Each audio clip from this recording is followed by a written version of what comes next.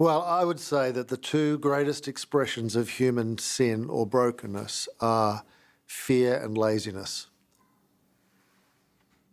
You know, lots of Christian preachers all zero in on various sins of one kind or another, but I would say you could track just about every expression of human brokenness down to their root cause, and you would find fear and or laziness.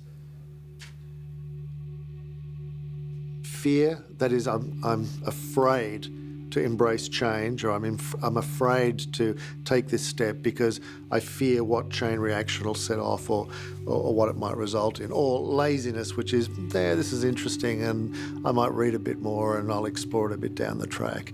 But you have a look, domestic violence, it's either fear or laziness. Fear of the repercussions of dealing with your relationship, or laziness, I just couldn't be bothered changing. You have a look at any kind of sin, lust, violence, drunkenness, you name it, any kind of human brokenness. Why won't people change? Because they're afraid of the consequences of the change, or they're simply too lazy to make those choices.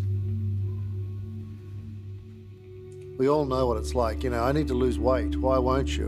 I'm just too lazy to, or I'm frightened to. You need to deal with your estrangement from your father. So, deal with that.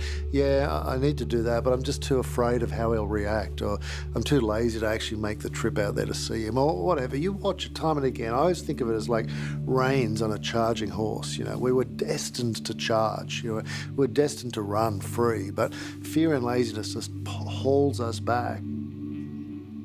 Fear and laziness will say, blame these circumstances. Fear and laziness will say, be bitter and angry about these situations. Fear and laziness every time will ask you to become static in the situation.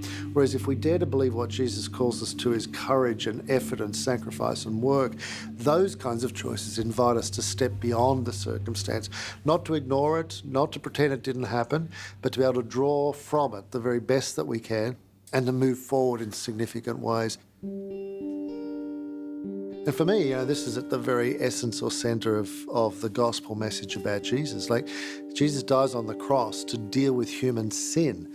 Now, what does that mean? I think what it means is that Jesus kind of lays an axe into the root of fear and sin in our lives, and they begin to wither. They're like a vine that's grown up all around our souls. And it's like the work of Jesus is laying an axe to the very root or the trunk of that vine. And slowly but surely, over years, it starts to wither. We start to charge. We start to run free. I'm mixing my metaphors with vines and charging horses, but you might get the gist of it. And so I would say that for me, there's something marvelous about having followed Jesus for a long time, and to see that I am less and less lazy. I'm less and less fearful.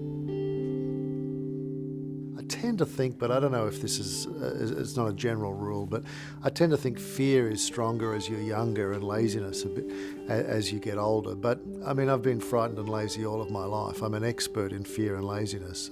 But if you are expecting that you can embrace a life that will call out the most courageous choices in your life and will invite you to make the most sacrificial or hard-working effort in your life, you're going to be a far better off person for doing it. It would be a new way of being human, which would be about courage. It would be about effort and work. It would be about embracing a journey to become all that humankind was intended to be. This quest, this exploration of relationship with God actually doesn't lead you to become closed down in this life. It doesn't stunt you. The pursuit of God countermands fear and laziness and invites us, in fact, to embrace everything humankind was intended to be. So yeah, be afraid, but countermand that fear. It doesn't happen overnight. If you're expecting that, that's laziness.